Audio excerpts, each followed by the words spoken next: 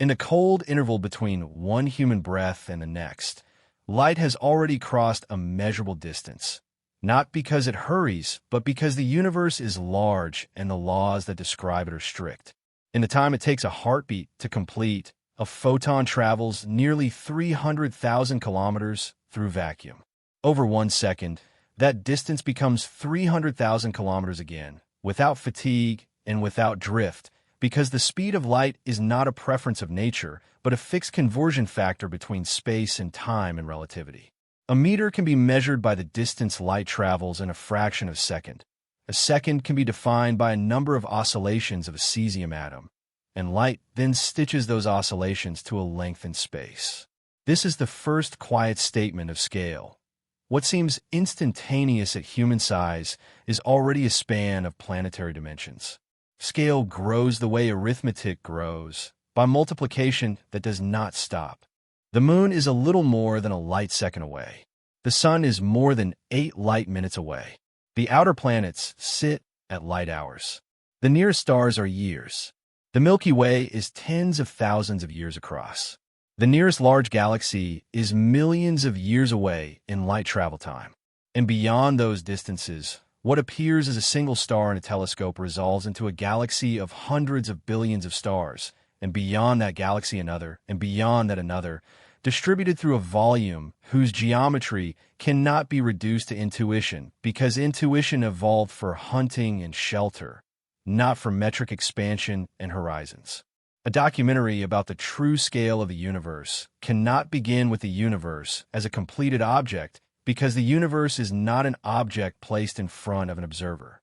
The universe is the totality of space-time within which both object and observer exist. The true scale is therefore not only a question of how far away things are. It is also a question of how distance is defined, how distance changes with time, how signals propagate, how the expansion of space alters the meaning of now, how matter and radiation imprint information on light, and how a telescope reconstructs a history from photons that have been in flight for most of cosmic time. The James Webb Space Telescope, by collecting faint infrared light with unprecedented sensitivity and angular resolution in its band, has forced that entire chain of definitions and reconstructions into sharper relief. It has not made the universe larger by wish. It has changed the measurement of what is already there by extending the range of what can be observed with rigor. Webb does not see farther in a simple geometric sense, as if it were a taller ladder in a room of fixed size. It sees earlier, and it sees through a barrier that older telescopes could not cross efficiently. That barrier is not a wall of material, but a transformation of light by cosmic expansion. As the universe expands, wavelengths stretch with the scale factor of the universe. A photon emitted in the ultraviolet or visible band at an early cosmic time is redshifted into the infrared by the time it reaches an observer today. Telescopes optimized for visible light become increasingly blind to the most distant galaxies, not because those galaxies disappear, but because their photons have been shifted out of the band those instruments can detect. Webb's mirror, detectors, and thermal design were built to gather those stretched photons and measure their spectra and shapes. In doing so, Webb has increased the portion of the universe that can be directly observed at high redshift, and it has refined the calibration of distances and times across cosmic history. That refinement changes what scale means in practice, because a scale that cannot be measured is not a scale within science. It is only an assertion. Webb has turned assertions into measurements in regimes where the signal is both faint and shifted. Scale begins with a ruler, and in cosmology the ruler is not a stick. It is the propagation of light and the behavior of matter under gravity. Distance in everyday life can be measured by echoes, by triangulation, by pacing, by radar. Distance in astronomy is measured by brightness, by parallax, by standard candles, by standard rulers, by redshift, by the cosmic microwave background, by baryon acoustic oscillations, by gravitational lensing. Each method carries assumptions, error terms, and domains of validity. The scale of the universe is stitched together from overlapping methods that must agree where they overlap, or else the entire tapestry tears. Webb's role is not confined to a single rung on this distance ladder. it touches multiple rungs because it observes stars, galaxies, dust, and spectra across a wide span of redshift with a common calibration framework. Parallax is the most direct geometric method for stellar distances, the apparent shift of a nearby star against the background as Earth orbits the Sun. But parallax fades with distance. At kiloparsec scales, the angles are microarcseconds. Space missions dedicated to astrometry can extend parallax far, but not to other galaxies. The next rung uses standard candles, objects of known luminosity. Cepheid variable stars have a period luminosity relation tied to physics of stellar pulsation. Type I supernovae can be standardized using light curve shapes and color corrections because they originate from thermonuclear disruption of a white dwarf near a characteristic mass scale, though details are complex and calibration is empirical. Webb, observing in the infrared, reduces the effect of dust extinction and metallicity-dependent shifts on Cepheid calibration, tightening distance measurements to galaxies that host both Cepheids and supernovae. This improves the anchor points for the expansion rate. The expansion rate sets the conversion between redshift and distance in the nearby universe, and those conversions extend outward when combined with models of cosmological parameters. The point is not the expansion rate itself, but the fact that distance is not a single measurement in cosmology. It is a chain of constrained inferences, and Webb improves the constraints. Yet Webb's most immediate impact on the perceived scale comes from deep field imaging and spectroscopy at high redshift. A deep field is not a special region of space. It is an observational strategy. Aim at a seemingly empty patch of sky, integrate for many hours, and allow the detectors to accumulate the rare photons from faint sources. The sky that appears empty to the unaided eye or a short exposure is not empty. It is filled with galaxies whose surface brightness is below the threshold of those exposures. The original deep fields from earlier telescopes revealed thousands of galaxies in regions of sky smaller than a grain of sand held at arm's length. Those images reframed the scale by demonstrating that the universe is densely populated with galaxies across cosmic time. Webb's deep fields move this revelation into redshifts where the galaxy population is younger, smaller, and more strongly affected by dust and line emission in the infrared. Each new deep field is a measurement of number density, luminosity function, morphology distribution, and clustering at early times. From these distributions, the total number of galaxies in the observable universe can be estimated, and those estimates define one practical meaning of scale, not only the size of space, but how much structure is contained within it. To understand why a deep field changes the estimate of galaxy counts, it is necessary to be precise about detection thresholds. A galaxy's total luminosity is not what determines whether it appears in an image. The telescope detects photons per unit time, per unit area, per unit solid angle, filtered by throughput and detector quantum efficiency. A galaxy at high redshift suffers cosmological surface brightness dimming proportional to open parenthesis 1 plus z close parenthesis to the power of 4. This is not an arbitrary factor. It arises because photons are redshifted, arriving with lower energy, their arrival rate is time-dilated, and their apparent angular area is altered by the geometry of expanding space. A source that would be bright nearby becomes dramatically dimmer in surface brightness at high redshift, even if its intrinsic luminosity is high. A telescope with low background and high infrared sensitivity can detect lower surface brightness at the relevant wavelengths, thus revealing galaxies that were previously below threshold. Webb's cryogenic environment at L2 and its infrared detectors minimize thermal noise and allow long exposures. In that operational environment, the background against which faint galaxies must be detected becomes low enough that the open parenthesis 1 plus z close parenthesis to the power of 4 penalty can be partially overcome for a larger population. The impact is not a claim that there are more galaxies than before in an absolute sense. The impact is that the census becomes less incomplete. An incomplete census underestimates scale. A more complete census expands it. The phrase true scale is often misunderstood as meaning a single number, the diameter of the universe. In observational cosmology, the only directly relevant diameter is the size of the observable universe, which is limited by the finite age of the universe and by the expansion history. The observable universe is not simply c multiplied by the age of the universe, because while light has been traveling toward the observer for a finite time, the space between the emitter and observer has expanded during that travel. The proper distance to the source now, if now is defined in a cosmological time slicing, such as the moving frame, can be much larger than the light travel distance. This is one of the fundamental points Webb's observations force to be handled with care, because Webb routinely observes galaxies whose light has been traveling for more than 13 billion years, yet whose present-day proper distances, within standard cosmological parameters, are tens of billions of light years. Scale is therefore a function of time and of the coordinate system used to define simultaneity. In everyday life, simultaneity is effectively absolute. In the universe at large, simultaneity is a convention tied to cosmological models. Cosmic time in the standard model of cosmology is defined as the proper time measured by observers moving with the expansion, those who see the universe as homogeneous and isotropic on large scales. In that frame, the universe has an age of about 13.8 billion years, determined by measurements of the cosmic microwave background, baryon acoustic oscillations, and other probes.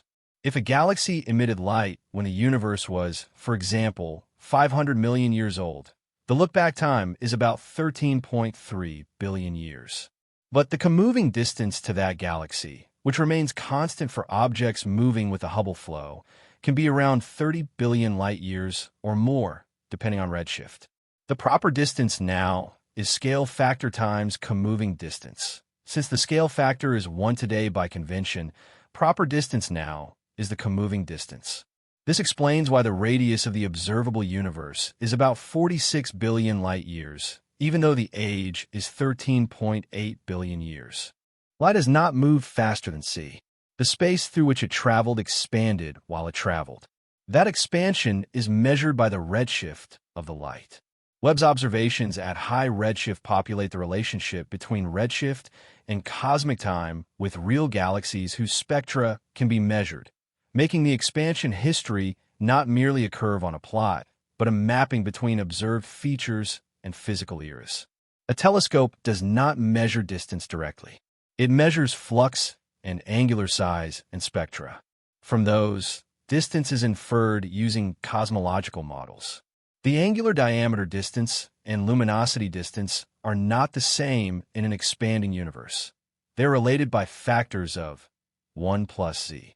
A galaxy of fixed physical size can appear to have an angular size that decreases with distance at low redshift, but then increases at higher redshift due to the geometry of the universe.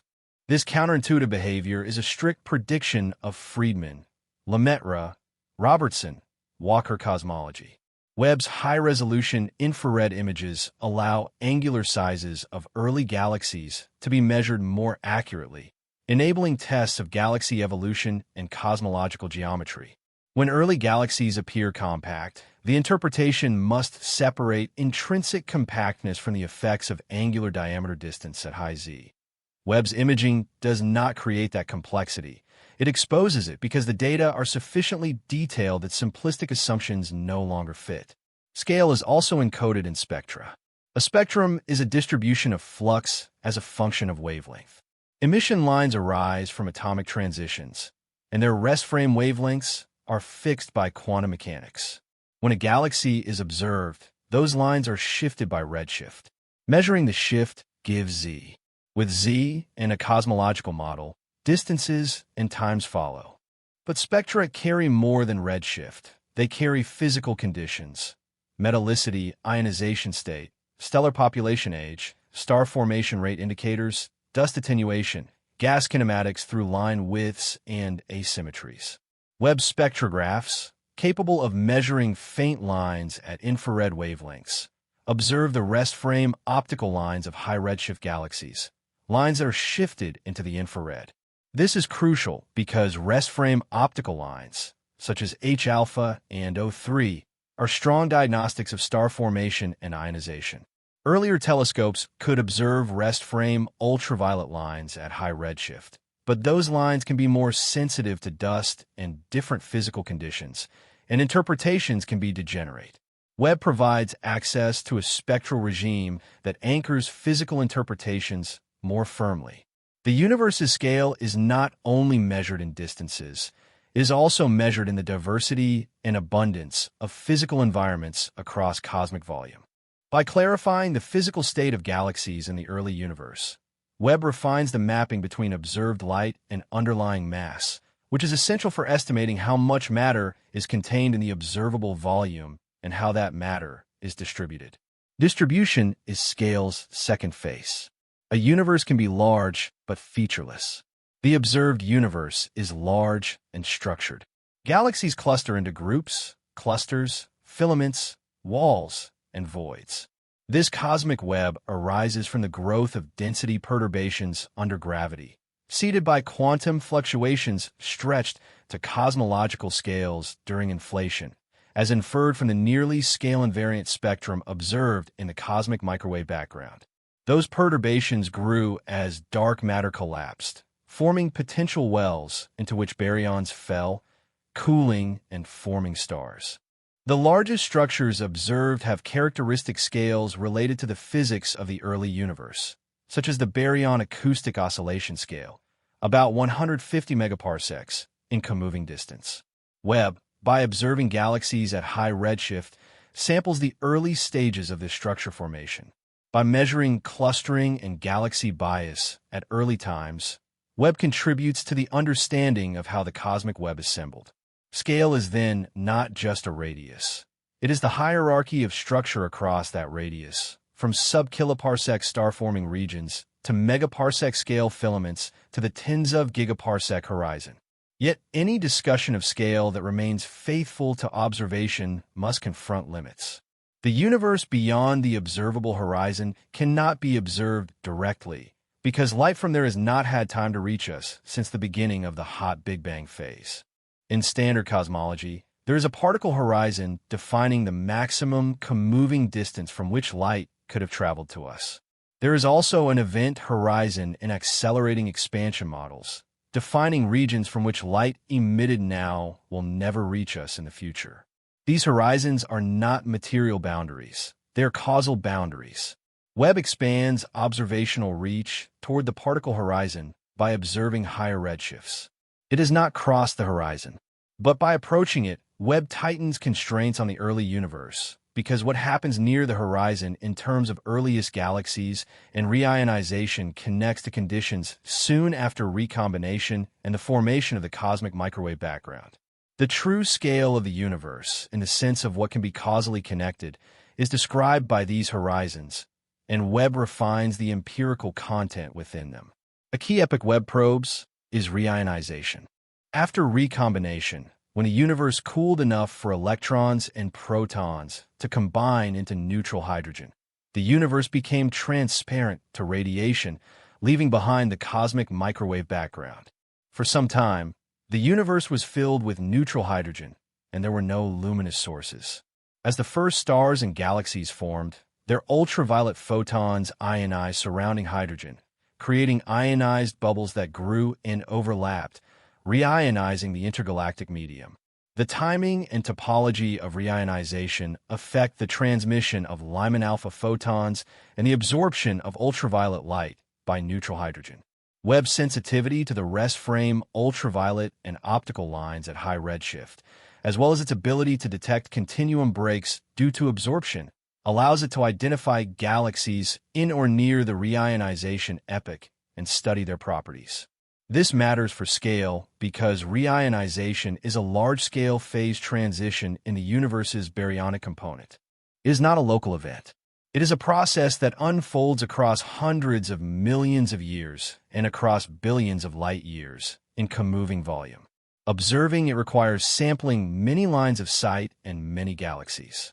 Each detected galaxy at z greater than about 6 is a data point in a map of an era when the universe's large-scale transparency was changing. The scale of the universe in that era is not only geometric. It is radiative, defined by mean free paths of ionizing photons, the size of ionized regions, and the coupling between luminous sources and the intergalactic medium. Mean free path is a measure of how far a photon can travel before being absorbed. During reionization, the mean free path for ionizing photons is limited by neutral hydrogen. The size distribution of ionized bubbles depends on the luminosity function of galaxies, their escape fraction of ionizing photons, and the clumpiness of the intergalactic medium. Webb, by measuring galaxy luminosities and spectra at high redshift, informs models of the ionizing budget. It constrains how many photons were produced and what fraction escaped. These constraints feed into the inferred bubble sizes and the duration of reionization. Those inferred bubble sizes are in turn scales within the universe, scales that are neither the size of galaxies nor the size of the observable horizon, but intermediate scales defined by radiative transfer and structure formation. A universe's scale is not a single dimension. It is a spectrum of characteristic lengths, each tied to specific physical processes. Webb's observations add new measured scales to that spectrum. When Webb observes a distant galaxy, it is not observing the galaxy as it exists now in any absolute sense. It observes the galaxy as it was when the light left it. That is not a philosophical statement, but a direct consequence of finite signal propagation. In cosmology, this creates a mapping between distance and time that is inseparable. At small distances, time delay is negligible relative to cosmic evolution.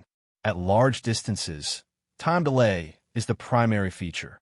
The distant universe is the young universe. Webb's deep fields are therefore not only maps of space, they're slices through time. But these slices are not planar. They are light cones, the set of events in space-time that can send light to the observer at the present moment. The observable universe, at any time, is the interior of the past light cone. Webb's images are projections of that light cone onto the sky, with each galaxy at a different redshift representing a different cosmic time. A true scale description must be made in space-time, not just space. The geometry of the light cone introduces another observational effect, volume element. The comoving volume probed per unit solid angle per unit redshift interval depends on cosmological parameters. When counting galaxies as a function of redshift, one must convert counts into number densities by dividing by volume. Webb's deeper detection shifts the observed luminosity function, which then affects integrated galaxy counts.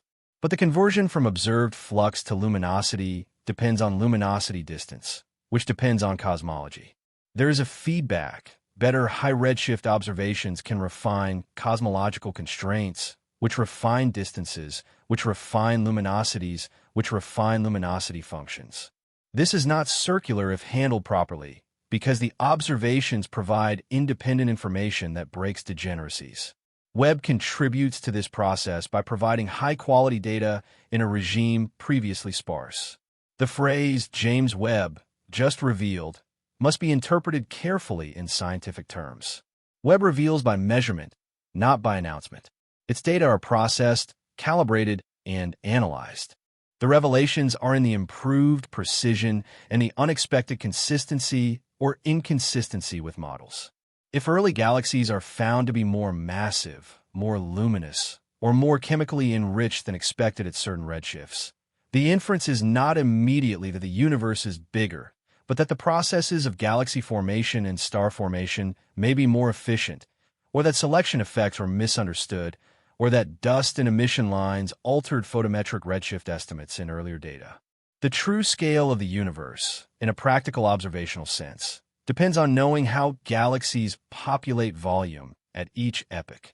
If the early universe contains more luminous galaxies than expected, then a given deep field can show more objects at high redshift, increasing inferred galaxy counts over the observable volume.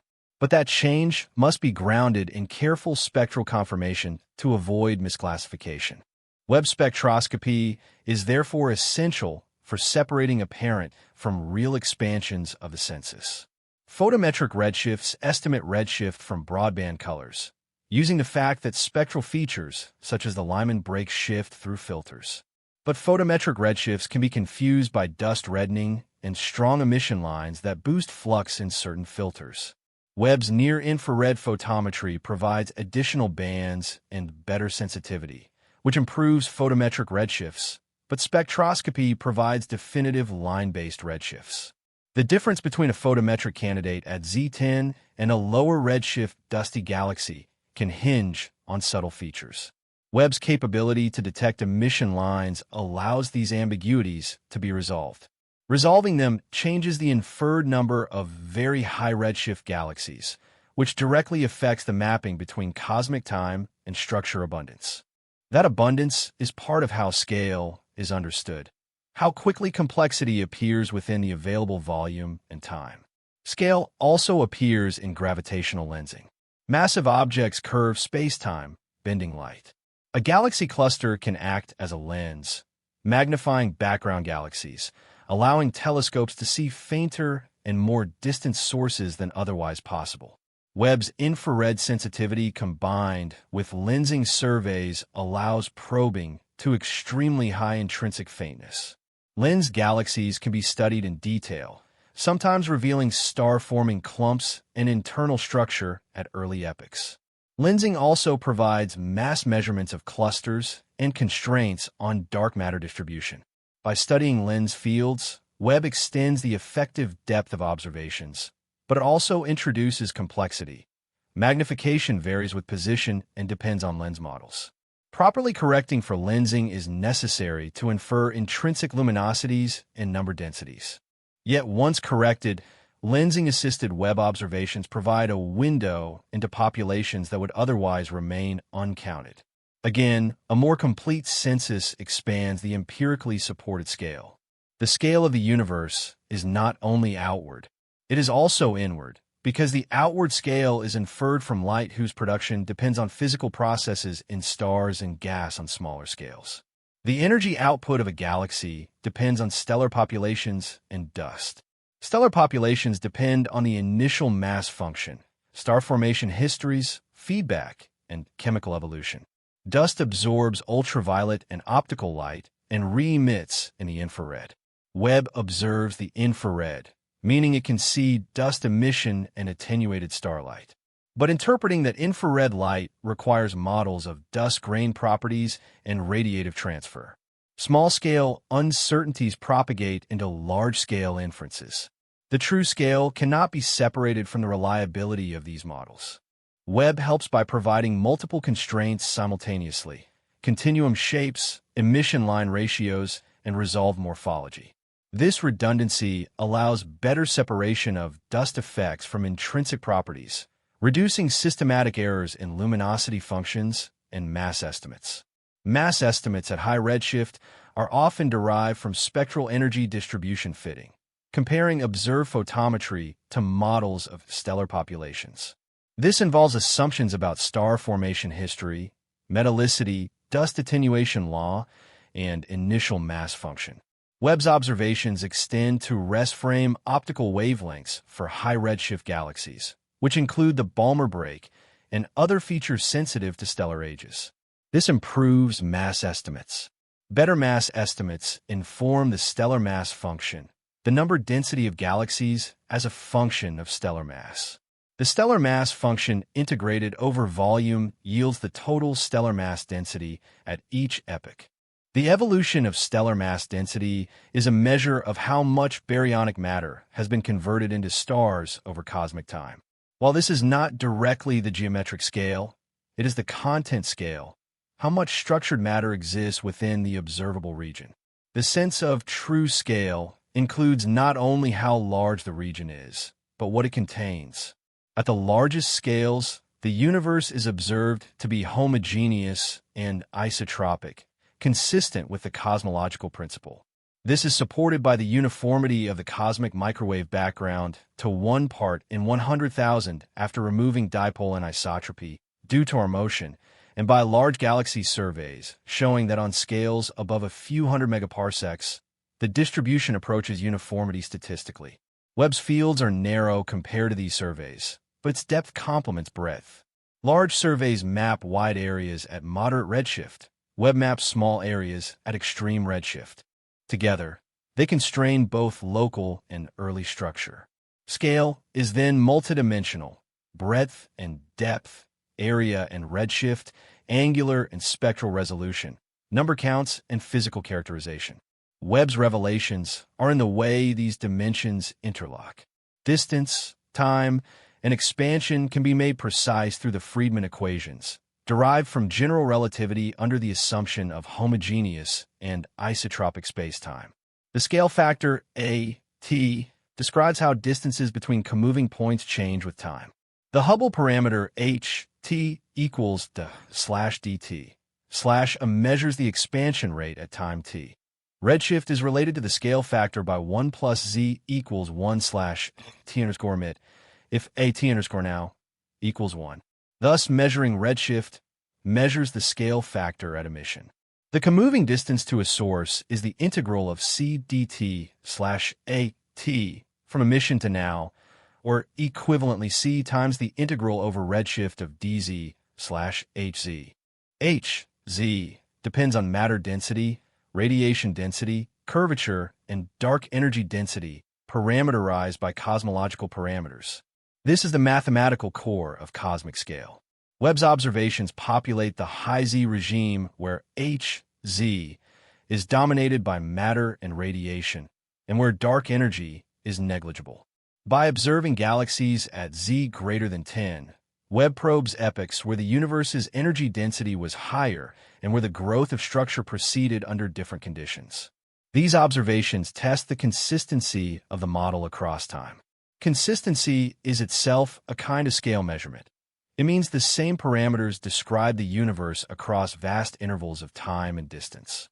A crucial observational quantity is the luminosity function phi, L, Z, giving the number density of galaxies per unit luminosity interval at a given redshift. The faint end slope of this function determines how many small galaxies exist. Because small galaxies may be numerous, they can dominate the total number of galaxies and the ionizing photon budget. But small galaxies are difficult to detect due to surface brightness dimming and limited sensitivity. Webb pushes detection to fainter luminosities, tightening constraints on the faint end slope. If the faint end slope is steep, the total number of galaxies in the observable universe increases significantly. The true scale, in terms of number of distinct galaxies, becomes larger. If the slope is shallower, the number is smaller. Webb's contribution is in measuring the function more directly at high redshift, rather than extrapolating from brighter galaxies. Extrapolation is where scale can be misjudged. The count of galaxies is not the only count. There is also the count of stars, the count of baryons, the count of photons, the count of neutrinos, the count of gravitational wave events. But a documentary locked to Webb and the scale it reveals must remain focused on what Webb can observe: photons in infrared, the structures that emit them, and the cosmological framework that connects those observations to scale. Webb cannot count neutrinos. It cannot directly map dark matter except through lensing. It cannot measure the cosmic microwave background with the same precision as dedicated missions. But it can measure the sources that emerge from the primordial density field and began to transform the universe from a nearly uniform plasma into a structured cosmos. Deep fields also reveal a statistical property: cosmic variance. Because Webb observes small areas, the number of galaxies detected at a given redshift can fluctuate depending on whether the field intersects an overdensity or underdensity. This variance must be accounted for when inferring global number densities. Multiple fields and lensing fields can mitigate variance. The need to handle cosmic variance emphasizes that the universe's scale cannot be inferred from a single line of sight. The true scale is statistical. It is the scale of a distribution, not a single view. Webb's program includes multiple deep fields and surveys to address this, and the collective result is a more robust measurement of early galaxy populations. Another property is morphology. Early galaxies in Webb images often appear irregular, clumpy, and compact. This reflects the dynamical state of galaxies assembling through mergers and accretion. The typical sizes and shapes at high redshift inform theories of angular momentum acquisition, feedback, and the role of dark matter halos. Physical size is a scale in itself. Measuring size evolution with redshift provides a test of hierarchical structure formation. If galaxies are larger or smaller than expected at given masses, it affects surface brightness and selection functions, which in turn affect number counts. Thus, morphology and scale are linked through observational bias. Webb, by resolving these galaxies, improves the correction for such biases, tightening the inferred global properties. The physical scale of star-forming regions can also be probed by Webb through its resolution in the near-infrared and through lensing.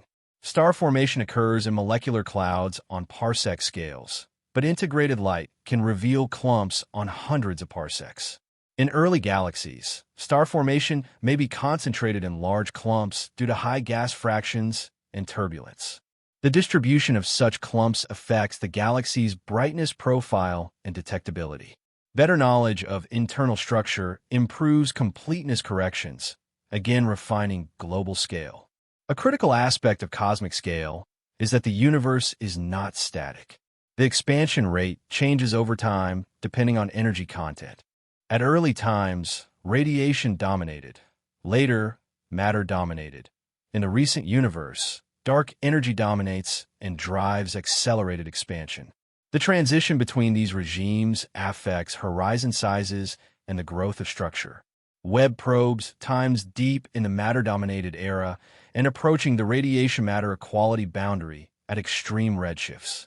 By observing the earliest galaxies and quasars, Webb provides empirical anchors for the timeline of structure formation in these regimes. These anchors limit how much the expansion history could differ from the standard model without contradicting observed structure abundance. Quasars are particularly luminous and can be seen at high redshift. They are powered by accretion onto supermassive black holes. Webb can observe quasars and their host galaxies, measure emission lines, and infer black hole masses and accretion rates.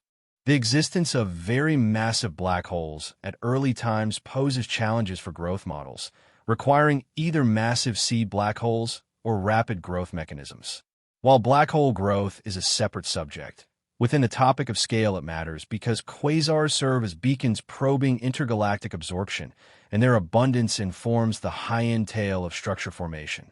Webb's ability to measure host galaxy properties and surrounding environments helps constrain the relationship between black hole growth and galaxy assembly. This, in turn, affects the interpretation of luminous sources in deep fields and the inferred distribution of mass within early cosmic volumes. The intergalactic medium leaves its imprint on quasar spectra through absorption features such as the Gunn-Peterson trough, indicating neutral hydrogen. Webb's infrared spectroscopy can observe rest frame ultraviolet features shifted into the infrared at high redshift, providing constraints on neutral fraction and reionization. These constraints define large-scale properties of the universe at those times. Again, scale appears as a property of the medium: transparency, absorption length, and ionization topology.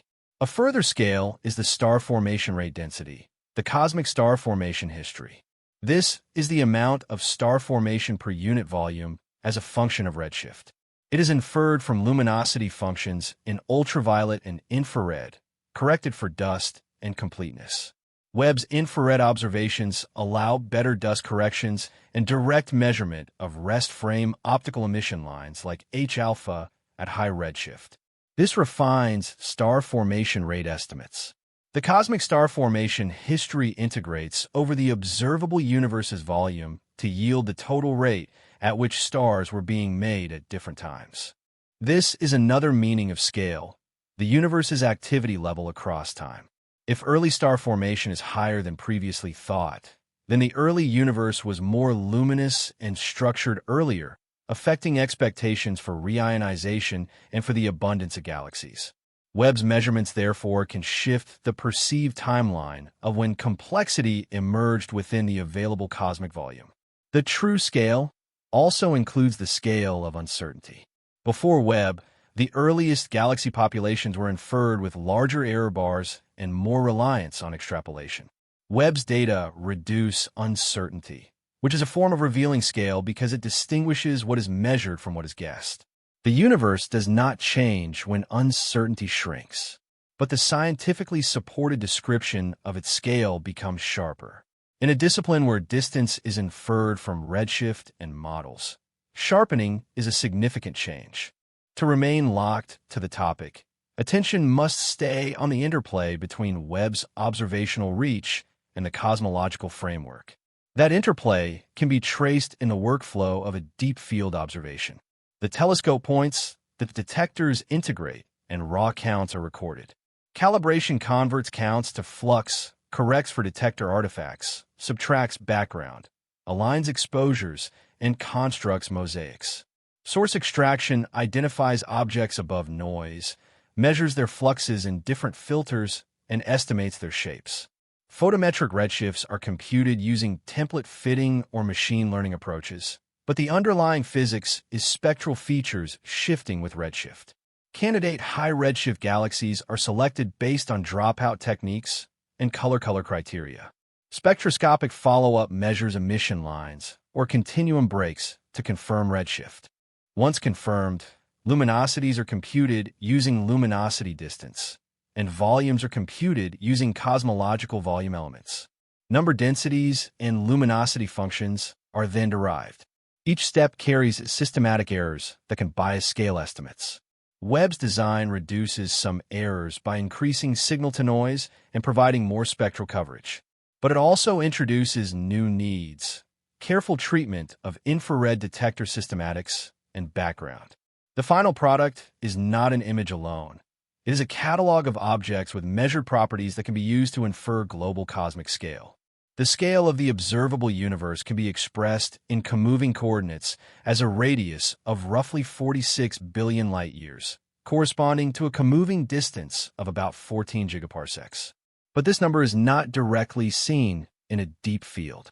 What is seen are galaxies at redshifts approaching 10, 12, 15, and beyond. The mapping between those redshifts and distances depends on h. For example, a galaxy at z equals 10 corresponds to a time when the universe was a few hundred million years old. Its comoving distance is large, and the light travel time is nearly the age of the universe. Webb's detection of such galaxies demonstrates that luminous structures existed at those times. This does not change the comoving radius of the observable universe, but it changes the fraction of that radius that contains directly observed galaxies rather than inferred emptiness.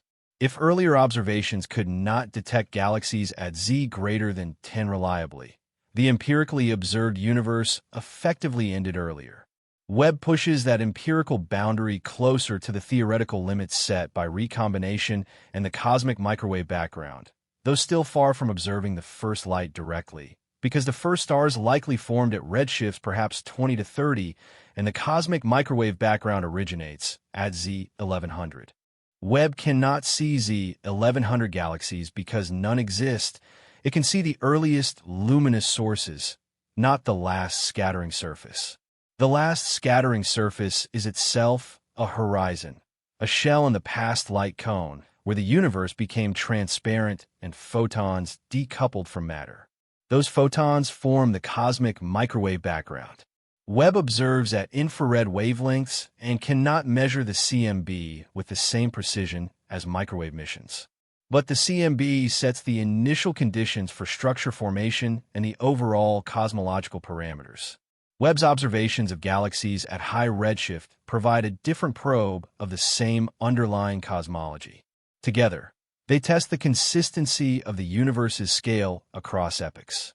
If the CMB-derived parameters predict a certain abundance of massive halos at Z10 and Webb observes a different abundance, the model must be examined.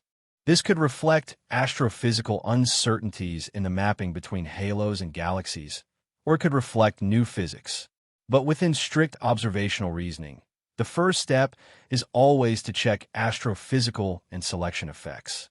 Webb's capability reduces these uncertainties by measuring physical conditions directly. The relationship between dark matter halos and galaxies is described by halo occupation and abundance matching. The halo mass function predicts the number density of halos as a function of mass at each redshift, derived from simulations based on lambda-CDM cosmology. Galaxies form within halos, and their luminosity correlates with halo mass with scatter. The observed luminosity function combined with the halo mass function constrains this relationship. If Webb finds many bright galaxies at high redshift, it may imply high star formation efficiency in those halos or lower scatter, or it may imply that some objects are misidentified. Spectroscopy helps confirm. If confirmed, the implications affect the inferred mass distribution and the timing of structure formation.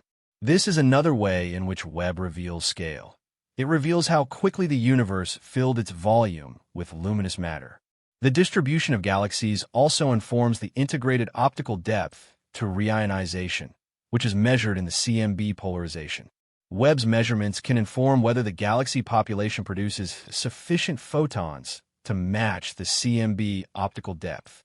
If earlier estimates undercounted faint galaxies, the inferred reionization history could shift.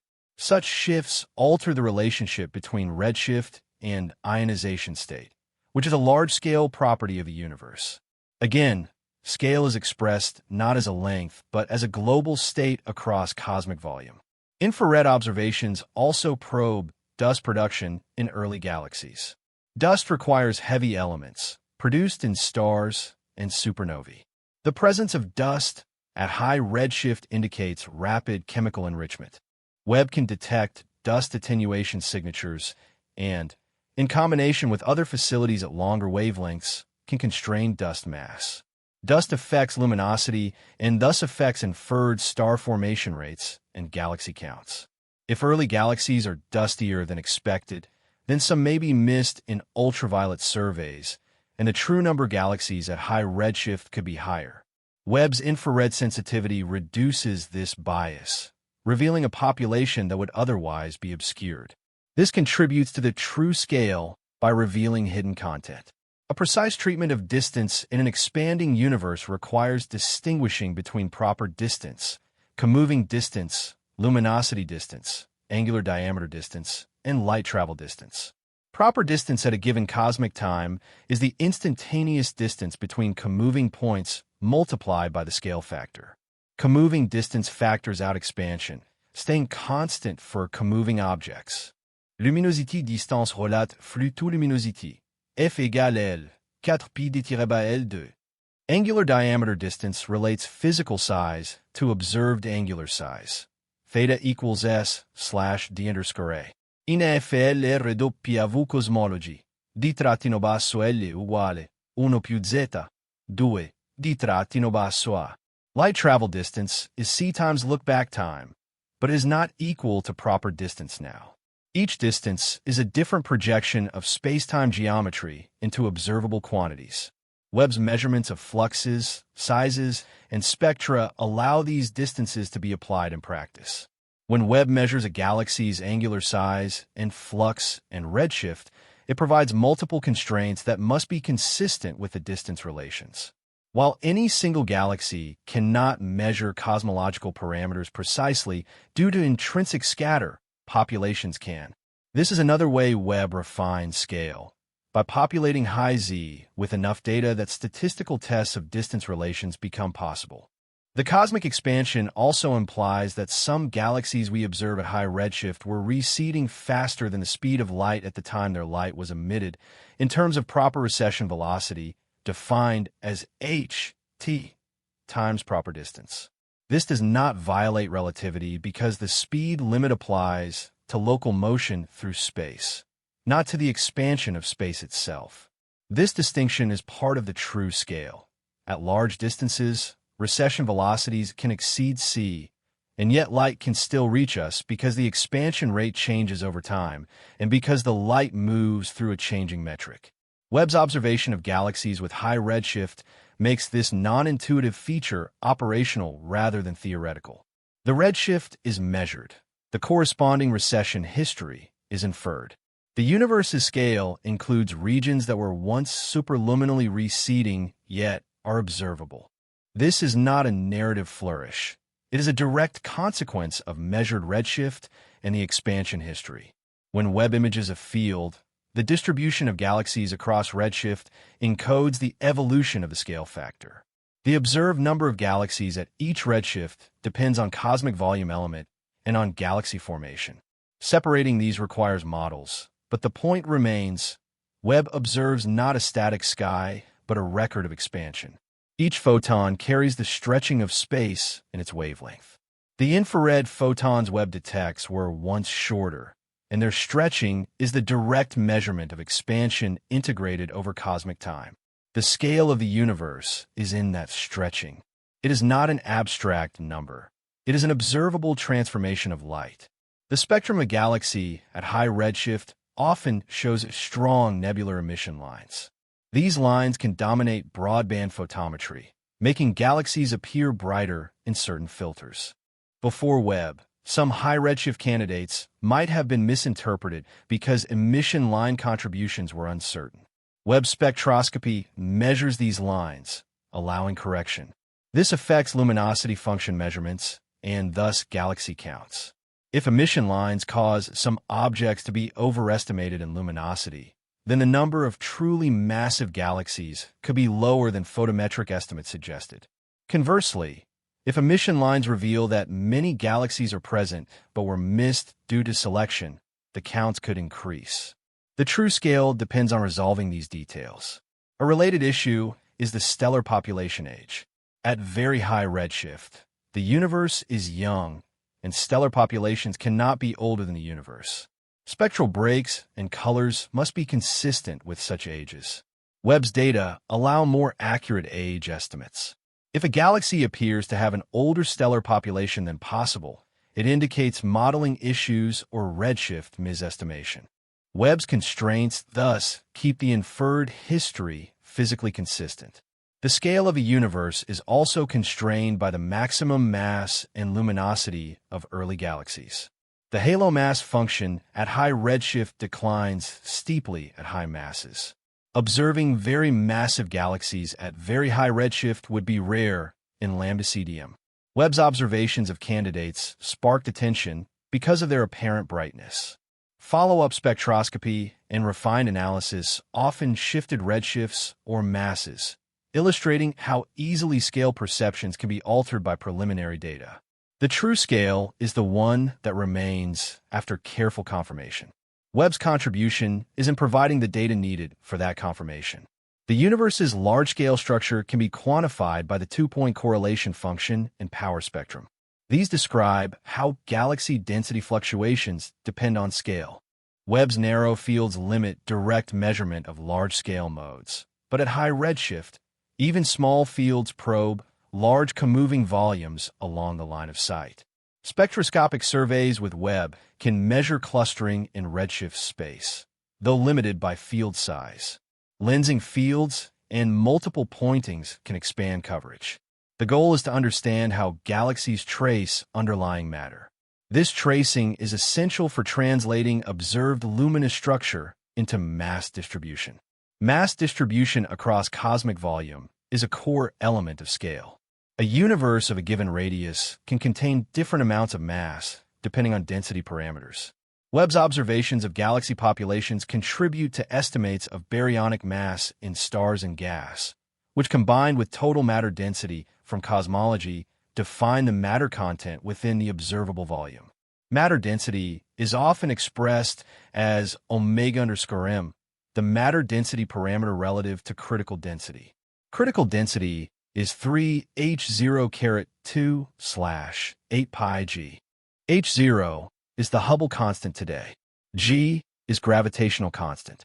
The critical density sets the boundary between open and closed geometries in a universe without dark energy, though with dark energy the interpretation differs. The matter density and dark energy density determine geometry and expansion. Webb's role in refining distance ladder measurements affects h0 and thus critical density. Even small changes in H0 affect inferred distances and thus the radius of the observable universe in terms of light years. Though within current uncertainties these changes are modest compared to the overall scale. But the true scale in precision terms is limited by such parameters. Webb reduces some systematic uncertainties in distance ladder measurements, contributing to this precision. At high redshift, Webb also observes the rest frame ultraviolet continuum, which traces massive young stars. The ultraviolet luminosity is used to estimate star formation rates, but must be corrected for dust. The ultraviolet slope beta provides a dust estimate, but the relation between beta and dust attenuation depends on dust properties and star formation history. Webb's multi-band infrared photometry improves beta measurement and provides longer wavelength constraints. This improves star formation rate density estimates. The star formation rate density integrated over time gives stellar mass density. This is another cumulative measure of scale. How much of the universe's baryonic content has been processed into stars? Webb reveals this processing earlier in time than before. The concept of horizon reappears in another form, the Hubble radius c/h. This is the scale over which recession velocity equals c at a given time. It is not a horizon in the causal sense, but it is a useful scale for expansion. At early times, h was larger, so c/h was smaller. The Hubble radius grew with time. The particle horizon is larger than the Hubble radius because it integrates over time. Webb's high redshift observations probe epochs when the Hubble radius was smaller, meaning that the universe's causal structure was different. The growth of the Hubble radius is related to the horizon problem and inflation. While Webb does not directly observe inflation, its observation of early galaxies tests the later consequences of inflation-seeded perturbations. Again, scale is tied to the early universe's conditions. A deep field image can be translated into a physical volume only after assigning redshifts. Once redshifts are assigned, the angular area corresponds to a comoving transverse size that grows with comoving distance. A small angular patch at Z10 corresponds to a large comoving cross-section. Along the line of sight, a redshift interval corresponds to a comoving depth. Thus, a single deep field samples a long pencil beam volume through the universe. Webb's deep fields are therefore not small samples in volume. They are small in angle but deep in distance, capturing a large fraction of the observable volume in a narrow cone. The number of galaxies in that cone and their distribution across redshift provide information about the global universe. This is a key reason deep fields can inform scale. However, the pencil beam nature can bias interpretation if structures like filaments intersect the beam. This is cosmic variance again. But with enough fields, statistics improve. Webb's growing dataset across multiple fields increases the robustness of conclusions about high redshift galaxy abundance, and thus about the universe's populated scale. Another aspect is surface brightness selection. Many galaxies might be extended and diffuse, with low surface brightness, making them hard to detect even if their total luminosity is moderate.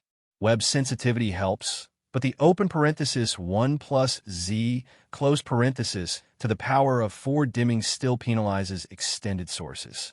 If early galaxies are more diffuse than assumed, many could be missed, and the census could still be incomplete.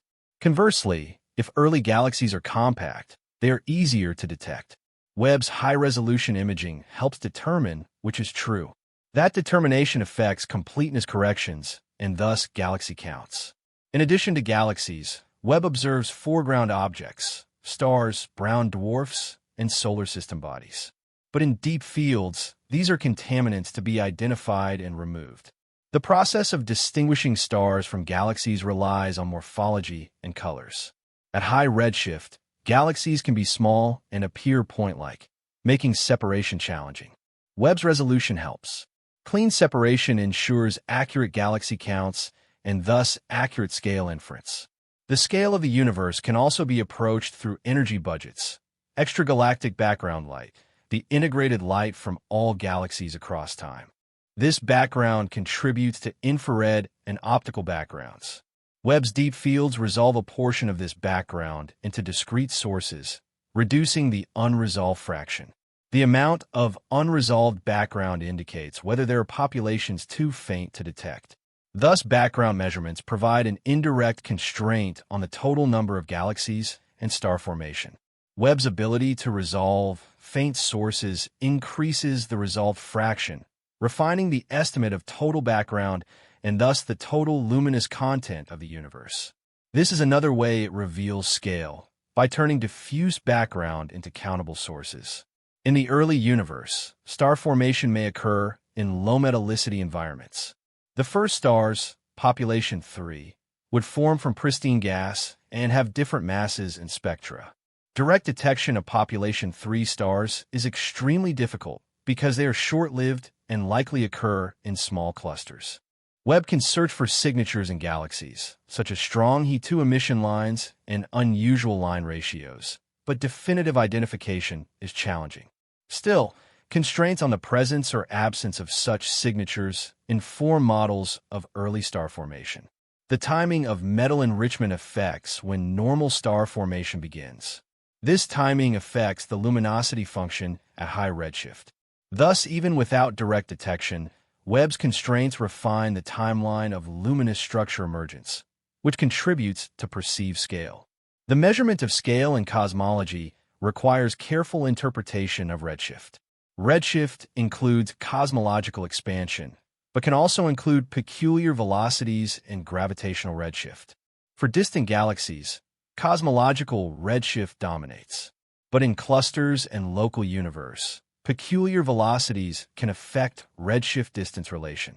Webb's high redshift focus reduces this complication because peculiar velocities are small relative to the large cosmological redshift, though they still matter for clustering studies and for interpreting line widths. The distinction emphasizes that at extreme distances, expansion dominates and distance inference becomes more directly tied to cosmology. The universe's scale also includes the scale of time intervals between major transitions. Recombination at 380,000 years. First stars perhaps at 100-200 million years. Reionization completing by 1 billion years. Peak star formation at Z2 around 3 to 4 billion years, and so on. Webb's observations focus on the early part of this timeline, but by doing so they constrain how quickly the universe moved from uniform plasma to structured galaxies. The speed of that transition is a temporal scale. Webb reveals that galaxies were present and in some cases mature in their properties at earlier times than previously measured, within the constraints of revised analysis. This changes the inferred temporal scale of galaxy assembly. Temporal scale connects back to distance because of look-back time. For a given redshift, the look-back time depends on cosmology. Thus, measuring redshift gives time. Webb's detection of galaxies at high Z provide a sample at very early times, enabling measurement of evolution rates. How quickly sizes change, how quickly metallicities increase, how quickly stellar masses build. These rates are derivatives with respect to time. They are scales of change. The true scale of the universe includes not only its size, but its rates of transformation across that size. An important observational tool is the luminosity-weighted age of stellar populations. In early galaxies, even small differences in age correspond to significant fractions of the universe's age at that time. Webb spectral data can detect features that constrain ages. This allows estimates of formation redshifts, when the first stars in a galaxy formed. If a galaxy at Z equals 10 has stars that are 100 million years old, those stars formed at even higher redshift. This pushes the beginning of star formation earlier. The earlier star formation begins, the closer it approaches the theoretical limits of structure formation and cooling. This affects the timeline of reionization and the emergence of complexity. Webb's role is to provide observational evidence for such early formation episodes. Cooling is another first principles concept tied to scale. Gas and dark matter halos must cool to collapse and form stars. Cooling mechanisms depend on temperature, density, and composition. In primordial gas, cooling is limited because there are no metals and molecular hydrogen becomes crucial. The minimum halo mass that can cool sets a scale for first star formation. As the universe evolves, metals increase cooling efficiency, allowing smaller halos to form stars. Thus, there's a mass scale for star formation that evolves. Webb's observation of galaxies at high redshift informs what halo masses must have been forming stars then. This connects observed luminosity to theoretical halo mass scale. The true scale of the universe's structure formation is constrained by these cooling thresholds. The cosmic web's filaments deliver gas to galaxies. In the early universe, gas accretion rates are high. This can lead to intense star formation and rapid growth. Webb's observation of star formation rates and gas phase metallicities at high redshift informs models of accretion and feedback. Feedback from supernovae and stellar winds can regulate star formation, expel gas, and enrich the intergalactic medium. Feedback operates on galactic scales, but its cumulative effect shapes the intergalactic medium across cosmic volumes. This is another link between small-scale physics and large-scale scale. Webb, by measuring early galaxies' properties, constrains feedback strength and thus the enrichment and heating of the intergalactic medium. This affects reionization and the thermal history of the universe, which are large-scale properties. Thermal history matters because the temperature of the intergalactic medium affects the gene's mass, the scale at which pressure prevents collapse. After reionization, the intergalactic medium is heated, suppressing star formation in small halos. Thus, reionization feeds back on galaxy formation, altering the faint end slope. Webb's observation of reionization-era galaxies helps constrain when heating occurred and how strong it was. This influences the distribution of small galaxies, which influences total counts, which influences perceived scale. The total number of galaxies in the observable universe is not directly measured by counting all galaxies, because many are too faint. Instead, it is estimated by integrating the luminosity function over luminosity and multiplying by the comoving volume of the observable universe. The integral depends strongly on the faint end slope and on the minimum luminosity cutoff, which is tied to physics of star formation in small halos. Webb constrains the slope, thus affecting the integral. This is perhaps the most direct way Webb reveals a larger or more precisely known scale in terms of galaxy counts. A change in faint end slope by a small amount can change total counts by large factors. Thus, even incremental improvements in measurement can shift the inferred scale dramatically. But because such inference is sensitive, it must be grounded in robust data. Webb provides that robustness. Another scale is the cosmic infrared background, the integrated dust emission from galaxies. Webb can detect some of this emission indirectly and resolve sources contributing to near-infrared background. Combined with other observatories at longer wavelengths, this helps close the energy budget. The energy budget, integrated over cosmic time, is a measure of total star formation and thus total stellar mass formed. Again, scale is content. The scale of a universe is also expressed in the physical meaning of redshift itself. Redshift is not a Doppler shift in the simple sense. It is the stretching of space between wave crests. In an expanding universe, light's wavelength scales with a scale factor. This can be derived from the FLRW metric and the geodesic equation for null paths. The result is that observed wavelength lambda underscore bs equals lambda underscore emit 1 plus z. This relationship is fundamental.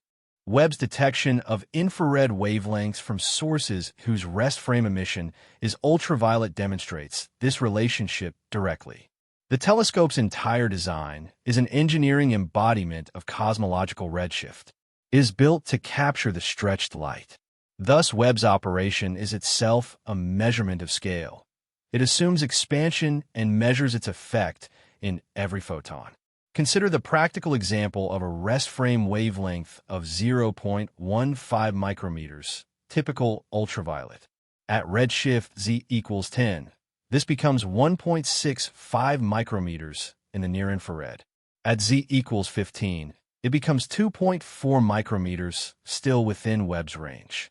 Thus, Webb can observe rest frame, ultraviolet, and optical from early galaxies. But at higher redshift, features shift beyond. There is an observational horizon in wavelength space. Beyond some redshift, key features move out of instrument range. Webb pushes this horizon farther than previous telescopes. That is another meaning of scale, the range of cosmic times accessible to observation through a given physical window. However, even if wavelength coverage were infinite, there is another barrier. The first luminous sources may be too faint, and the intergalactic medium may absorb much of their light. There is therefore a practical observational limit. Webb approaches this limit.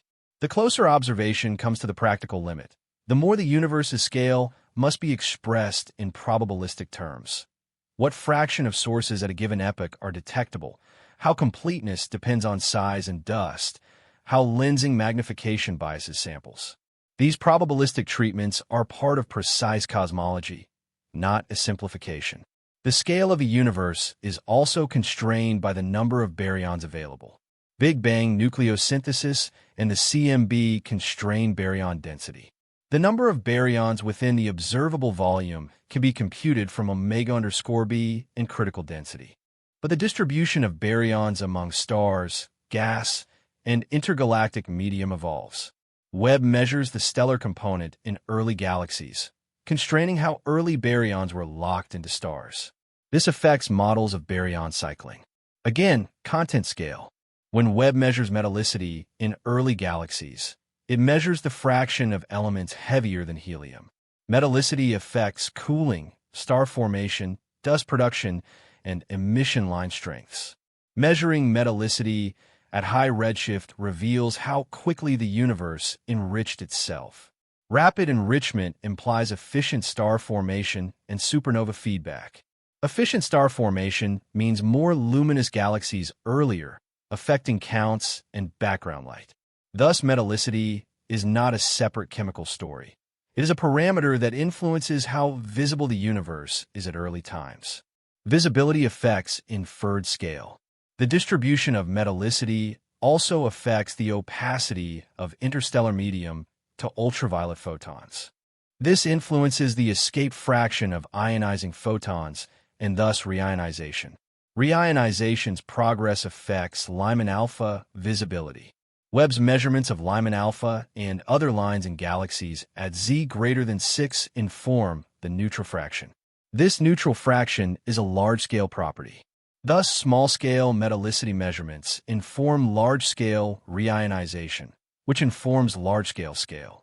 All of these threads converge on a strict statement. The universe's scale, as revealed by Webb, is the measured mapping between observed infrared photons and the comoving volume, time, and structure distribution they imply under general relativity and the standard cosmological model, constrained by spectral conformation and physical interpretation of galaxies' properties. This statement remains within observation and theory. It avoids speculation. But it also implies repetition, because the same core concepts must be revisited at increasing depth. Light travel time, expansion, deep fields, horizons, galaxy counts, large-scale structure, and observational limits. The repetition is not redundancy. It is the only way to keep the narrative locked to the topic while escalating complexity without changing subject. Light travel time returns again, now treated as a mapping from a mission event to observation event along a null geodesic. In FLRW metric, ds(2) equals c(2) dt(2) plus a t(2) dr(2) / 1 kr(2) plus or squared d omega (2). For a photon, ds(2) equals 0, so c dt equals a t dr / t 1 kr(2) along radial path. In a flat universe, k equals 0. This simplifies to c dt equals a t. Dr. Integrating from mission time to now gives comoving coordinate distance r equals integral underscore mit caret now c dt / at. This integral is the comoving distance. This is the distance that appears in volume element dv equals r squared dr d omega for flat universe. Webb's observations give z, which gives a t_emit, equals 1/1 plus z. Thus allow computing t_emit via cosmological parameters, and thus allow computing r. Every high redshift galaxy observed by Webb is a measured z, and thus a measured a t_emit, which directly plugs into this integral framework. Thus, Webb's images are not pictures floating in space. They are data points in the integral structure of cosmological distance. The true scale of the universe is in that integral, which Webb populates. Expansion returns again, now not as a simple stretching, but as the integrated behavior of hz. H równa się h0 sqrt, m 1 plus, 3 plus r 1 plus, 4 plus k 1 plus, 2 plus f z, where f z depends on dark energy equation of state. At high z, omega_m open parenthesis 1 plus z close parenthesis cubed and omega_ open parenthesis 1 plus z close parenthesis to the power of 4 dominate. Thus, distances at high z are less sensitive to omega_lambda, but still depend on h0 and omega_m. Webb's data at high z, thus, can constrain combinations of parameters that govern early expansion, though not as powerfully as CMB. But combined with other probes, it improves parameter constraints and consistency checks. Better constraints on parameters refine the conversion from redshift to comoving distance, slightly adjusting the derived radius of observable universe and volumes. Even small adjustments matter when multiplied by enormous volumes. This is another subtle way scale is revealed. Deep field discoveries return again, now treated as sampling of the luminosity function and of clustering, with selection function S, L, Z, size, dust. The observed number of galaxies in S is an integral over volume and luminosity. S equals integral d integral dz, dv slash dz slash d omega, integral dl phi, L, zis, L, z. Webb improves S by increasing sensitivity and spectral coverage. Thus, S becomes closer to the true number for true equals integral d omega integral dz, dv slash dz slash d omega, integral dl phi, lz. But the true number is still limited by physical minimum luminosity. Webb's contribution is to reduce the gap between observed and true within its observational capabilities. That gap is where scale uncertainty lives. Reducing it reveals scale. Galaxy counts return again, now as integrals that require assumptions about faint end slope alpha and cutoff L_min. The Schechter function is often used. Phi L equals phi asterisk L slash L asterisk caret alpha exp L slash L asterisk. The integral over L depends on alpha. For alpha minus 2, the luminosity integral diverges at low L, meaning faint galaxies dominate total luminosity, which is unphysical because there must be a cutoff. For minus 2, alpha minus 1, number counts diverge if integrated to 0, but luminosity converges. Thus, the faint end slope determines whether there can be extremely many faint galaxies without contributing much light, or whether they contribute significantly to reionization. Webb's measurements constrain alpha at high Z.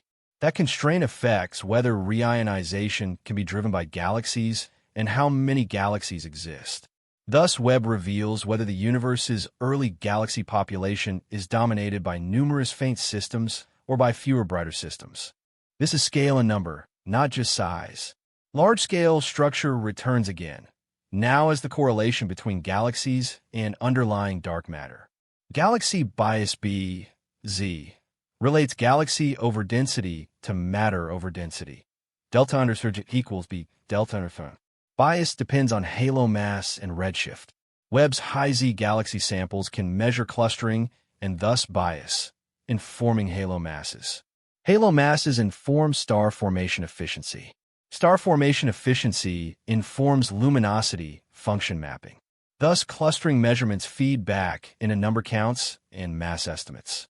This is another interlocking chain that defines scale. Horizons return again, now as causal boundaries with specific comoving distances.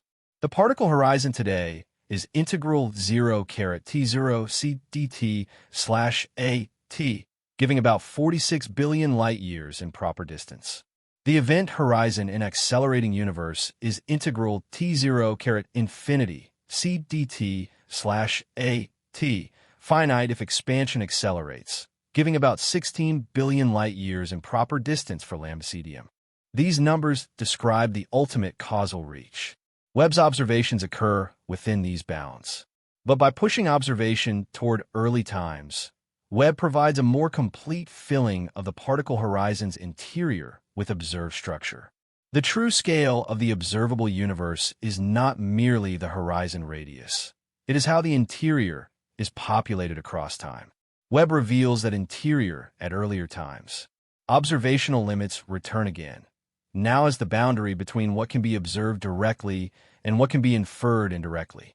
The cosmic microwave background is an indirect observation of conditions at recombination.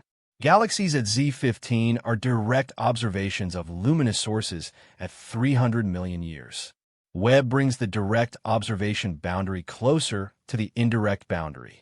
This reduces the range of cosmic time, where the universe's structure must be inferred solely from theory. That reduction is a revelation of scale. It increases the directly observed fraction of cosmic history. The documentary voice remains calm because the subject is immense and does not require excitement. The scientific content remains precise because scale is a quantitative matter. The narrative remains continuous because the universe is continuous in its physical laws and because the topic demands no structural breaks. The James Webb Space Telescope's instruments, its near-infrared camera, near-infrared spectrograph, mid-infrared instrument, operate across wavelength ranges that correspond to different rest frame regimes at different redshifts. The near-infrared is the workhorse for high-Z galaxies. The mid-infrared probes longer wavelengths, useful for dust and older stellar populations at lower redshift. But even within the near-infrared, filter choices determine which rest frame wavelengths are sampled.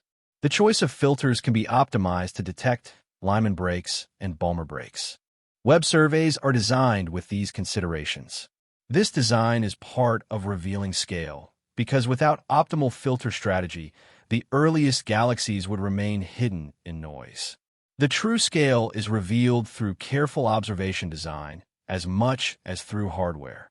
A deep field produces not just a static image, but time series of exposures, each with its own pointing and distortion. Combining exposures requires precise astrometric alignment. The precision of alignment affects the point spread function and thus the ability to resolve faint sources. Resolution affects morphological classification and size measurement. Size measurement affects surface brightness corrections. Surface brightness corrections affect completeness. Completeness affects number counts. Number counts affect inferred galaxy population and thus scale. In this way, the technical details of image processing are directly linked to cosmic scale. Webb's stable environment and design enable high-precision calibration, which strengthens the chain. Spectroscopy likewise requires calibration of wavelength and flux. Emission lines must be identified correctly. Line identification can be ambiguous if only one line is detected. Multiple lines remove ambiguity. Webb's spectral resolution and sensitivity increase the likelihood of detecting multiple lines. This reduces redshift misidentification and thus reduces contamination in high-Z samples. Cleaner samples yield more accurate luminosity functions. This improves scale inference. The chain repeats. The cosmic expansion is also measured through the Hubble diagram. Distance versus redshift. Type I supernovae provide one method. Webb can observe supernovae in the infrared at higher redshift than some previous surveys, potentially improving constraints on dark energy. But the topic must remain centered on Webb revealing true scale. Supernova cosmology is relevant because it defines distances. Webb's role is to improve distance measurements and thus the mapping of redshift to distance. The true scale includes the accuracy of this mapping. If distance measurements shift the inferred size of the observable universe and the distances to high redshift galaxies shift slightly. The universe's scale in light years is parameter dependent. Webb's improved measurements can adjust those parameters. Thus, it reveals scale not by discovering new space, but by refining the ruler. Refining the ruler also includes the calibration of Cepheid variables. Infrared observations reduce dust effects and provide more stable period-luminosity relation. Webb can observe Cepheids in galaxies farther than previously possible in the infrared, strengthening the calibration of type Ia supernova absolute magnitudes. This influences H0. The tension between different H0 measurements is a major topic in cosmology, but within strict observational reasoning, Webb contributes by reducing systematics. Whether it resolves the tension is an open empirical matter. But the act of refining H0 is refining scale. H0 sets the scale of the universe's expansion and thus sets the conversion from redshift to distance for nearby universe, which anchors the entire distance ladder. At very high redshift, the universe's scale is less sensitive to H0, but the comoving distance still scales inversely with H0, so it matters. A few percent shift in H0 translates to a few percent shift in distances and thus in volume. Volume scales as distance cubed, so a few percent distance shift becomes a larger volume shift. Thus, precision in H0 matters for total volume of the observable universe, and thus for total galaxy counts inferred. Webb's contributions to H0 therefore feed into the total scale. The matter density parameter omega_m also affects distances and growth of structure. Webb's high Z galaxy abundance can constrain omega_m indirectly through structure growth and volume element. But the strongest constraints remain from CMB and large-scale surveys.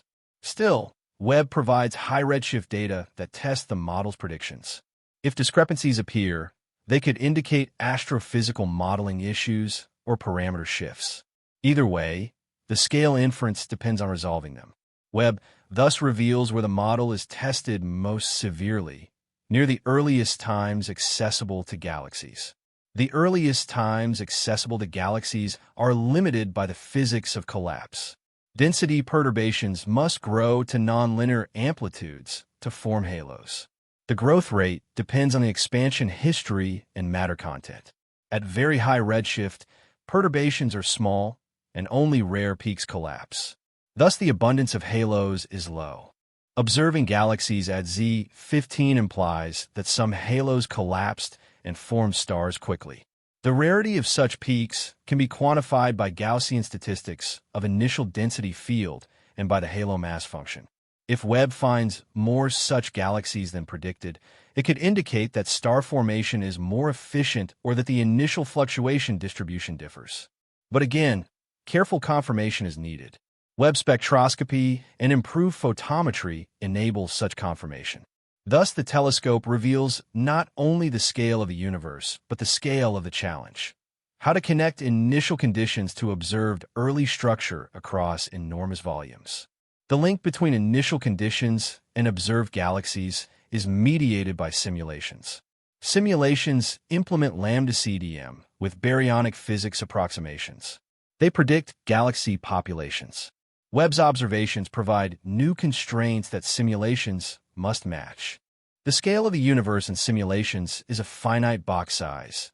To model rare high-mass objects at high redshift, large volumes are needed. Webb's observation of rare objects thus forces simulations to consider larger volumes or specialized techniques. This is another sense in which Webb reveals scale. It pushes theoretical modeling to encompass larger volumes to capture the rare peaks that Webb can observe. The universe's true scale includes the rarity distribution of objects across volume, and Webb's data make that distribution empirically relevant. Rare objects include massive galaxies and luminous quasars. Their abundance is exponentially sensitive to cosmological parameters and to growth. Measuring their abundance at high redshift can constrain cosmology. Webb can identify such objects and measure their properties. This contributes to scale by probing the tail of the distribution, which is sensitive to volume. If a rare object is observed, the volume surveyed matters for interpreting its rarity. Webb's survey volumes, combined with selection functions, define the statistical context. Thus, survey design and volume are part of scale. Survey volume is computed from sky area and redshift range. A small sky area corresponds to a solid angle. At high redshift, comoving distance is large, so a given solid angle covers a large transverse comoving area. Thus, even small deep fields cover significant comoving transverse size. The comoving depth depends on redshift interval. Thus, the total volume can be large. Webb's deep surveys thus probe large volumes at early times, making them powerful for statistics. This is a reason Webb can reveal scale. It samples significant fractions of early cosmic volume with sufficient sensitivity to detect galaxies within it. The concept of observable universe must also be distinguished from universe. Observations and theory suggest that the universe could be much larger than the observable region, possibly infinite in spatial extent, depending on curvature. Measurements of curvature from CMB indicate the universe is close to flat, implying either a very large finite universe or an infinite one. Webb does not change this conclusion directly, but by refining cosmological parameters, it can contribute to curvature constraints indirectly. Still, the true scale in the strict observational sense is the observable scale. Webb reveals that observable scale by filling it with observed galaxies.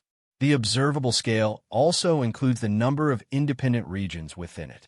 For example, the horizon size at recombination defines the scale of causally connected patches, which is seen in the CMB anisotropy. Inflation explains why regions larger than the horizon have correlated properties. Webb does not observe recombination, but it observes later structures whose distribution is seeded by those early correlations. Thus, the coherence of large-scale structure across cosmic volume is another manifestation of scale. Webb's high-Z observations test whether structure formation proceeded uniformly across the sky at those times, consistent with isotropy. Any large deviations would be significant. So far, the universe appears consistent with isotropy. Webb's growing dataset can test this further at early times. Another scale is the physical scale of galaxies relative to their dark matter halos. Halo virial radius at high redshift is smaller for a given mass because the universe's density was higher. Thus, halos are denser and more compact. Galaxies within them may also be compact. Webb size measurements can test these expectations. Compactness affects surface brightness and detectability. Thus, understanding halo and galaxy size scaling is part of correct census and thus part of scale revelation. The cosmic density at early times can be expressed as ρ equals ρ0 open parenthesis 1 plus z close parenthesis cubed for matter. At z equals 10, density is 1,331 times higher than today. This affects dynamical times, cooling times, and star formation. Galaxies can form quickly in dense environments. Webb's observation of early galaxies must be interpreted with this in mind. The early universe is not simply a smaller version of today. It is a denser, faster evolving regime. The scale of time is compressed. Webb reveals this by showing galaxies at early times with significant mass and star formation. Yet the early universe also has less time. A galaxy observed at z equals 10 has had only a few 100 million years since the first possible star formation. The presence of mature features suggests rapid assembly. Webb's data constrain how rapid. Again, this is a temporal scale. Another observational method relevant to scale is gravitational lensing time delays, used to measure H0. Webb can observe lens quasars and measure lens galaxy properties, improving lens models. This can contribute to H0 measurement, and thus to scale. The connection remains. H0 is a scale parameter. Webb improves measurement. Scale refined. The mid-infrared instrument can observe rest frame near-infrared for moderate redshift galaxies, probing older stellar populations and dust. This helps understand galaxy evolution across time. linking early galaxies to later ones. Understanding evolution is important for interpreting high-Z observations, whether early galaxies are progenitors of later massive galaxies, and how their properties change. This evolutionary mapping is not a philosophical story. It is a quantitative mapping of mass growth and star formation.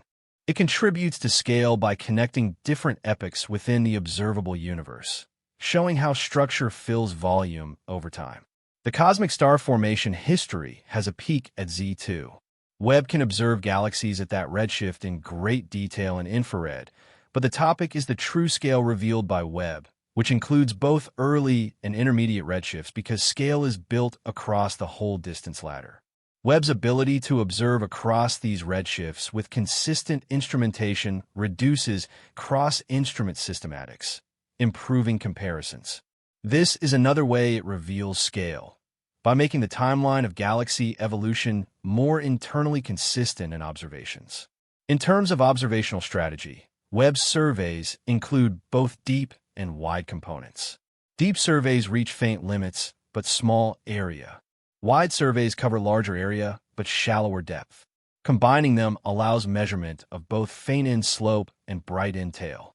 This is crucial because total counts depend on faint end, while total luminosity and rare objects depend on bright end. A complete picture of galaxy population across cosmic time requires both. Webb provides both, thus revealing scale more comprehensively. The bright end tail includes luminous galaxies that can be used as tracers of large-scale structure and as targets for spectroscopy. Spectroscopy of bright high-Z galaxies can measure dynamics, outflows, and metallicity gradients. These details inform models of early galaxy formation. Again, small-scale physics informs large-scale census and thus scale. As the narrative continues, it remains within the same circle of concepts, but the circle tightens into more technical detail each time. Light travel time becomes null geodesics. Expansion becomes HZ. Deep fields become selection functions. Galaxy counts become integrals of Schechter functions. Horizons become particle and event horizons. Large-scale structure becomes power spectra and bias. Observational limits become completeness and surface brightness dimming. Webb is the instrument that makes these technicalities necessary rather than optional, because its data quality demands that the interpretation be equally rigorous. The true scale of the universe is also the scale of what remains unseen even with Webb. The intergalactic medium contains most baryons, not stars. The dark matter dominates mass. Dark energy dominates energy density at late times. Webb observes luminous matter, a small fraction. Yet luminous matter traces the underlying structure. The mapping from luminous to total structure is imperfect. Gravitational lensing provides one mapping. Webb's deep imaging can measure weak lensing distortions in shape of background galaxies, though its field sizes and systematics must be handled carefully. Weak lensing measures the projected mass distribution. By measuring weak lensing, Webb contributes to mass mapping and thus to understanding of total structure scale. This is still locked to the topic because mass distribution is part of universe's scale. Weak lensing requires measuring shapes of many galaxies and correcting for point spread function. Webb's stable PSF in infrared and high resolution can be advantageous. Measuring lensing at high redshift can probe structure growth. Again, scale. The cosmic web at early times is less developed but still present. Webb's galaxy samples can reveal proto-clusters, regions of overdensity that will become clusters later. Identifying proto-clusters, a high redshift shows that large-scale structures were forming early. The scale of proto-clusters in comoving coordinates can be tens of megaparsecs. Observing them at high Z provides evidence of early large-scale structure. This affects the perception of scale. The universe had large coherent structures early. Webb reveals these by detecting concentrations of galaxies in deep fields. Protocluster identification relies on redshift information to distinguish true association from projection. Webb spectroscopy improves this. Thus, Webb reveals the early assembly of large-scale structures, adding to the universe's scale narrative. At the same time, the cosmic microwave background provides the earliest snapshot at Z 1100. Between Z 1100 to Z 15, there is a long interval of cosmic dark ages and first light. Webb observes the tail end of this interval. The scale of this interval in time is hundreds of millions of years. The scale in redshift is large. Webb's observations provide points within this interval, turning it from a theoretical gap into an observationally anchored period. This changes the empirical scale of cosmic history. More of it is observed, less inferred. As this narration continues without structural breaks, it keeps returning to the same physical backbone. The universe's scale is the product of an expanding metric and finite signal speed, populated by structures whose abundance and properties are measurable through infrared photons. Webb expands the measurable domain. The revelation is not a single image. It is the change in the measured domain of cosmology, deeper in time, fainter in luminosity, more precise in spectra, more complete in census, more constrained in parameter mapping. The narrative can continue indefinitely because the universe's scale is not exhausted by any finite description. It is an interplay of definitions and measurements that can be revisited at deeper technical levels. The last scattering surface can be approached again through the lens of comoving distance. Reionization can be approached again through ionization fraction evolution equations.